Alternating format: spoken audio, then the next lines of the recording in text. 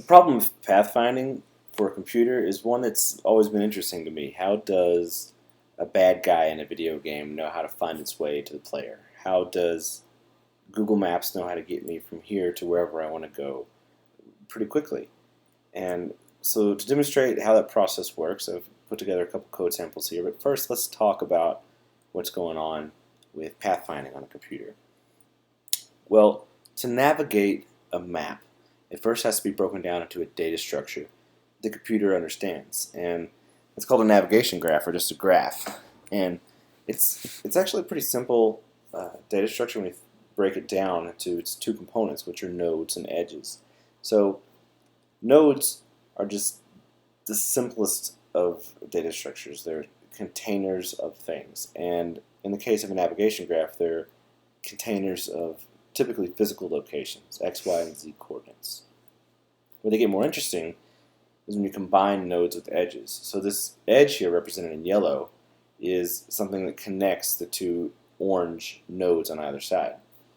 You notice this edge has arrows on either end. Edges can be unidirectional or bidirectional. This edge is bidirectional, as indicated by having two arrowheads, meaning I can go from the left node to the right node and also go from the right node back to the left node. And the last piece of information that makes edges interesting is they also have a cost associated with them. This is just a unitless form of measure that indicates the expense to go across this edge. And so that can be distance or time, however you're trying to measure what's the most efficient way to get from A to B. All right, so in putting together some code samples to break this problem down, I first had to create this graph data structure. So here's a visualization of it using Core Graphics. It's a really simple result, but I was actually pretty happy about this because it breaks down the problem of visualizing a navigation graph pretty readily, I think. So you see here all the green dots. The green dots are nodes, and then they look like they're blooming flowers around them. Those are the arrowheads around them for bidirectional edges. So this is just a hard-coded grid of nodes with bidirectional edges connecting all adjacent vertically, horizontally, diagonally nodes. And this is a visualization of that. Alright, so we can make navigation graphs hard-coded, but what if we want to make them procedurally using a map, which is a problem I was facing here. So we can't go hard-coding all these maps. We need to export some sort of data structure that I can go in and manually edit later if we wanted to add elevators or just annotations, if we wanted to block off doorways. If we were to use this in a real app, we need something scalable. I think in practice, most people use a third-party map creation tool for digital maps. You could use ArcGIS Desktop, Mapbox. If you're developing a game, usually there's a map editing tool integrated into the game engine. But for this simple example, I wanted to be able to do it manually to really break down the process and edit it as I went. So the solution was to take the blueprints, take the map, and scan the image of that map as looking for navigable areas. So areas where people can walk are a certain color.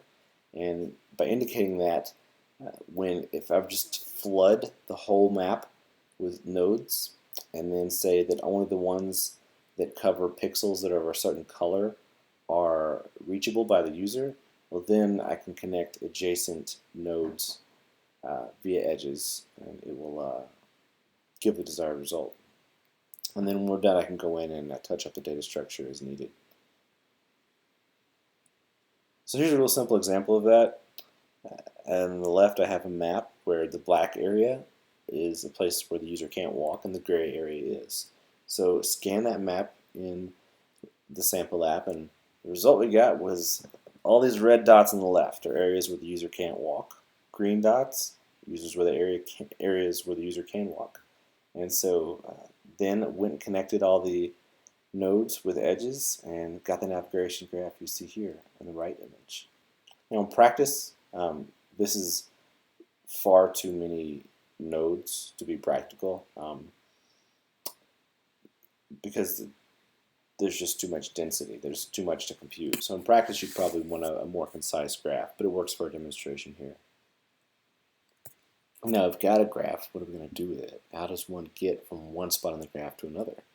Well, once you have the data structure of the navigation graph, you can just apply a pathfinding heuristic to it, and it will get you from A to B. So these heuristics or algorithms, there's a few out there. The most brute force obvious approaches are breadth first and depth first search.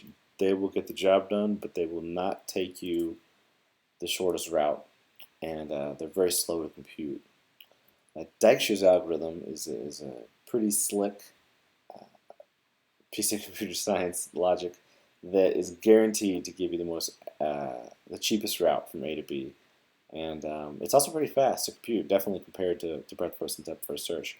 However, in practice, if the routing is being done on the client, in this case on the iOS device, most people use A star, which is a derivant of Dijkstra's with a couple shortcuts and optimizations taken. It will generally give you the fastest, most accurate route, but it can be computationally cheaper. So putting all that together, scanning the maps, creating a series of nodes and edges, and then applying A star to it, this is a visualization of that. So here I have a blueprint. The hallways are walkable areas, and you can see these edges being highlighted in blue. So what's going on there is the A star algorithm is searching the edges to each node, to each adjacent node, and branching out further and further from the start location, trying to find its way to the destination. As edges are checked, they're marked in blue. They're never checked redundantly. And you see we're getting closer and closer to this red dot on the bottom of the screen. In practice, this algorithm would be super fast for the user. We've slowed it down so you can see what's going on. And boom! It's found its way from the green dot to the red dot. So that's high level how pathfinding works in a computer. Thanks a lot for listening.